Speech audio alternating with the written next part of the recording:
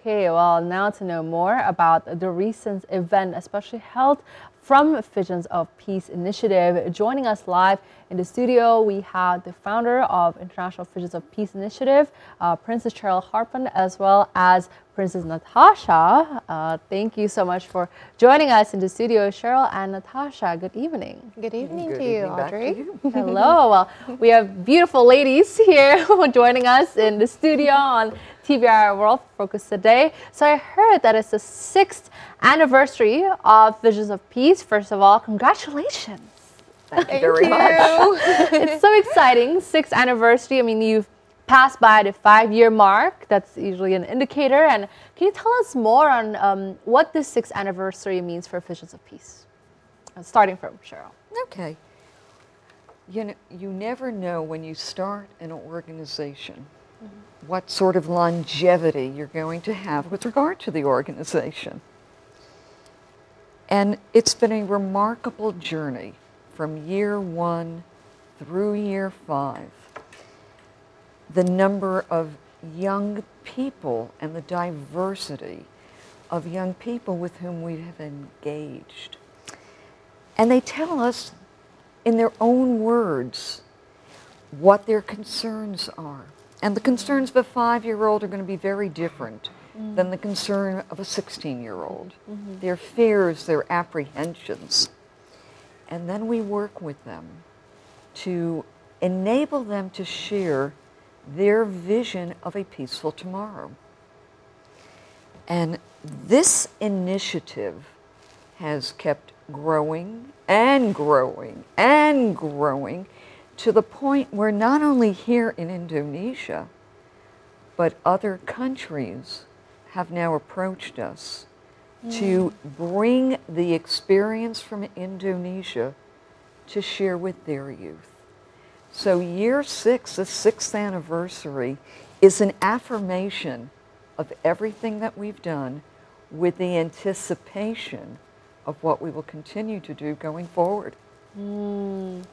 I like that. So it definitely sets the tone for Visions of Peace moving forward as well, which from your answer, it seems like it's going on a very positive note. Yes, it is. Thank God. Yes. And thank Natasha. What about you, Natasha? Thank Princess Cheryl. Like, what does the 6th anniversary personally mean to you as well? Because you've been with this organization since the start. Visions of Peace was first founded by Princess Cheryl together with my father, Prince Damien Damatra, and I've been the executive director ever since. And looking at how the young children just came together with us through all of our events, that's almost going to be like 100. It's going to be on our 100 events, perhaps in the beginning of next year. And it has been very mind-blowing looking at how they put their vision of a peaceful tomorrow in a piece of paper, looking at their poetry. It's just like giving a reminder that there's still hope in this world. Indeed, yeah. I'm sure it must have been an experience as well to see what the children wrote. Were there any interesting stories you can tell about that? Yeah, I mean, one of the most important and the most that I could think of is the one where one girl in Surabaya, 14-year-old girl named Jasmine, she said that the way to find peace is for me to look peace within myself first. And it was a 14-year-old, and I was like, oh wow, okay, we gotta keep doing this and looking at how our young generation's going forward. We hope we can make a difference, a good difference.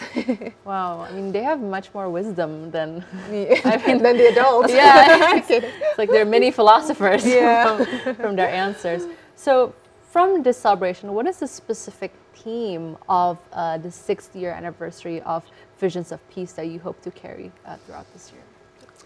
Well, the Visions of Peace initiative was founded on the Golden Rule, also called the Ethic of Reciprocity. It is a universal value in every faith. Do unto others as you would want to have done to yourself. Don't do to another what you would not want to have done to yourself. The United Nations, in the recent International Children's Day, indicated that more than 450 million children are affected by conflict, violence, sexual trafficking. We need to focus on the golden rule, this universal value to encourage tolerance, to encourage respect, to encourage dignity and coexistence. And that's what we're doing. We're building on that foundation and going forward. And whether it's in Nigeria or Ethiopia or the Kingdom of Saudi Arabia, we've been asked to help and to teach civility. And that's our goal. Wow. It's a noble goal, I would say, indeed. Good use of that word. We've been nominated 2 years in a row for the Nobel Peace Prize. Wow. That's incredible. 2 years in a row. Wow. I mean, how did you feel when that happened? Actually, quite curious now, Natasha. Like, Very grateful, obviously, because I think so far we have got 8 nominations for the Nobel Peace Prize. Wow. And I think it was like we made history as the first non-profit organization in Indonesia to have received that.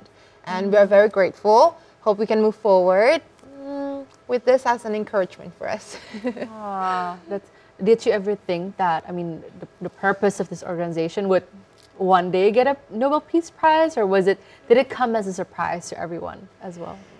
I think it was rather Very. overwhelming. It's a bit surreal. Surreal, good word. Yeah. Because the individuals who nominated us came from different segments of society, from the chancellor of a university to members of the Senate and different houses of parliament here. What does one say? We're overwhelmed to be so recognized and encouraged. Wow. And I'm sure with that recognition, it encourages you, it propels you to keep on going on your mission as well, because now we've seen the impact around the world. So can you please tell us a bit more, Cheryl and Natasha, on what are the programs that are done by Visions of Peace in order to support the growth and development of children, especially connecting it to World Children's Day? Okay, well, they're diverse. So take a look at, for example, what we did here in Indonesia, going to juvenile detention centers and engaging with the youth who typically are written off by society. And to be with them and say, you know what? You're remembered. You're important too. You could have a life ahead of you. Let's sit down. Let's talk. Let's work through your concerns, your aspirations. By the same token, sit down with young people in an orphanage. Another area where who wants to really engage with orphans? But the fact of the matter is, they too need to be remembered. They need to be given the respect. They need to know they too can succeed. But everybody needs to succeed with respect and dignity. That's the type of messaging that you can take anywhere in the world. Every child needs to be remembered. Every child has the capacity to live, to coexist in a more tolerant, caring society. We just need to get to them. Wise words, Cheryl. Wow, that's really, really great. And what about you, Natasha? What are some of the memorable projects that Vision of Peace have been a part of as well for you? I think every single event that we've been through has always makes us like carry something out of it. So every time we went home from the event, we always find something, that glimmer that was like, okay, from this place we got this, we get to inspire this from the juvenile detention center. We get to give them hope for that, and it just touched us in our hearts. And then we move forward to the kids in Surakarta, where they're very, very with their arts and everything. It's just like, I think we're very diverse. We want to reach every single children from different race, different ethnicities, and we hope we can continue doing that. And on reaching out to these children as well, in particular for Natasha, how has the government helped us in our visions of peace in order to reach that goal? Do you believe that the responses have been adequate, or can it still be improved? I think there's always room for improvements. That's true. I mean, everything in general. But I mean, the government has helped us in a couple of our events, especially the local governments. During our Peace 20 in November last year, together with the Visions of Peace, the Minister of Internal Affairs sent their support. The Minister of Creative Economy and Tourism also there. I think they're very, very welcoming as well, but there's always room for improvements, I hope. Doesn't stop there, right? Yeah. There's more room for improvement. Yeah. So in terms of promoting your mission for Visions of Peace, I would love to know, how do we start a conversation about the importance of protecting children and nurturing them? Because I believe that, like you said, there are still many rooms for improvement and growth. What about in society itself? Like, how do we mobilize it to people so that they are aware of this vision that, or the mission that you've had for many, many years, starting from Cheryl and then Natasha? Well, you look around at your society. What goes on in your civil society? Is there civility, or is there not? If there isn't, where is the distress? Where is the area of concern emerging? Is it harassment? Is it bullying? Is it the abuse in terms of verbal abuse? Words can hurt. Words can heal. So you first have to look at the society in which you engage. And then you're able to say, gee, I look in the United States and I see an 18-year-old who takes a gun, buys himself this as a birthday gift, goes into a school and starts shooting in a cafeteria. That's a problem. That needs to be addressed. Well, how do you address it? You have to talk to all the other children.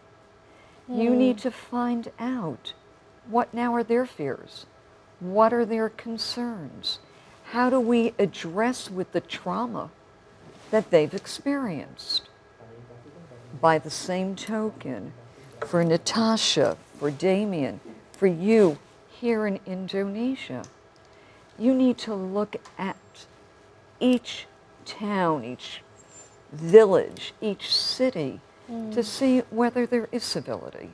And if not, why not? And then you can look to see, from where is the prejudice coming? From where is hatred emerging? Where is the distress evolving?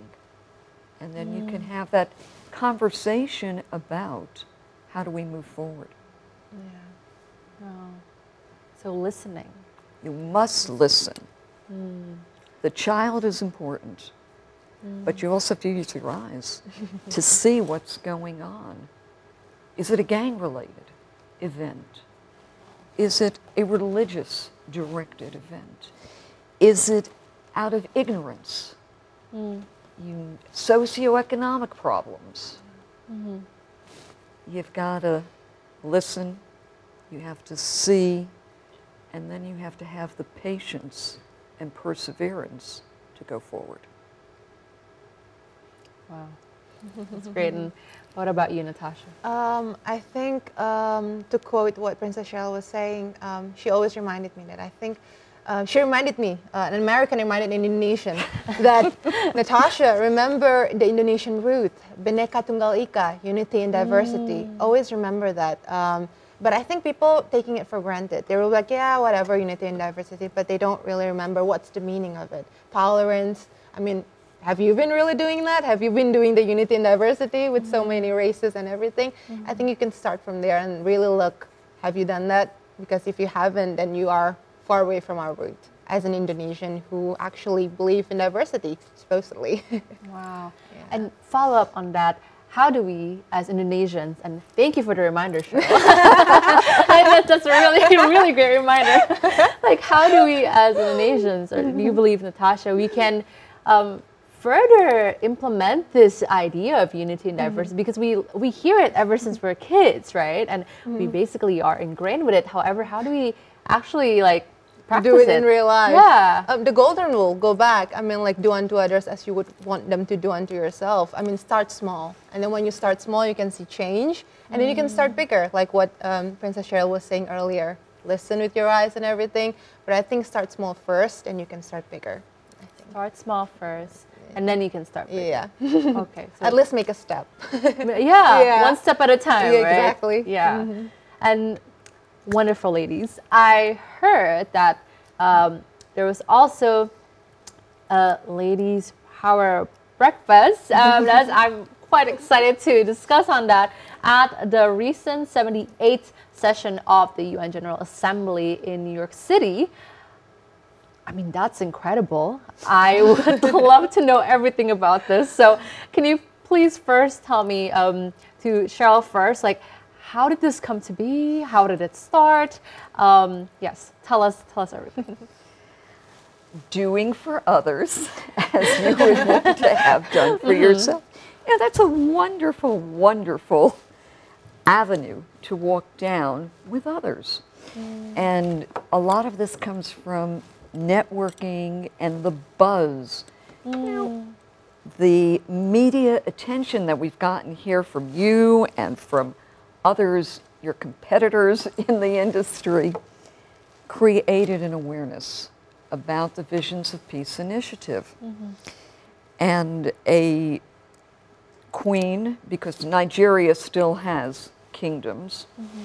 So Queen Angelique from Etisoni approached me and she said, you know, Nigeria has had real issues, real problems. Children have been victimized, abused. Not a good story. But she said, you know, we're going to have the convening of the General Assembly in September. We had our first discussion back in July. She said, what if we brought the women from Nigeria, the different kingdoms, the spouses, or if the king is no longer alive, the queen is the anchor for that region. What if they all came to New York? What if they came to New York and we brought in the spouses or the ambassadors of other countries who are women? What if for the first time in United Nations history, we chose to celebrate women and make a difference in the lives of our respective communities and countries? And I said to Queen Angelique, what a clever idea. I like that. Let's work together. And that's what we chose to do. And going forward in March, we're going to have another gathering during the United Nations meeting on the Committee of Status of Women. And we're going to continue to celebrate women, the Visions of Peace initiative, children, and moving forward in a cooperative manner to hopefully make a difference wherever we can. Wow. I mean, that is amazing, just hearing that story of how the Queen reached out to you, and there's a ladies' power. I mean, this is the first time I'm hearing. Is this the first nonprofit organization to hold a? I've never heard of a ladies' power breakfast in the UN. It's not an organization. Oh. This literally came as an initiative. From the women who are affiliated with the United Nations, either in their capacity of being heads of state or wives of heads of state, or ambassadors or ambassadorial wives or NGOs that are affiliated with the United Nations, where for the first time the thought came together, women need to rule. So That's a good thought. I mean, it make a difference. Indeed. So Indeed. that's how it came to be. Yeah. Oh, this is an enlightening conversation, and I wish we could go on for forever. However, we are running out of time, but I do have a final question that I would like to get each of you's insights from this, starting from Natasha first. Of now, after the 6th anniversary of Visions of Peace, and hopefully, and we pray that it will continue to go on strong to 60, 600 years in the future. What are your main hopes and projections and dreams for Visions of Peace that hopefully can be achieved in the next coming years? We hope to continue inspire many children. I hope until the 100 events, we hope to keep on reaching as many as we can. We hope right now in a world full of conflicts and everything, we hope to bring light. We hope to give them hope that there's still peace in this world, that you can make a difference, a good difference to change the world. Yeah. I like that answer. Good difference to change the world. And what about you, Cheryl? I'm going to echo everything that Natasha just said. Because it's well spoken, and that really is our vision for the Vision of Peace Initiative. The children are the future. They are the ones who can initiate change. They still have the innocence, many of them have the innocence, to make that difference without having the prejudice of parents, or to have been prejudiced by teachers or community leaders. If we enable them and give them the tools to remember how simple it can be to do unto another as you would want to have done to yourself.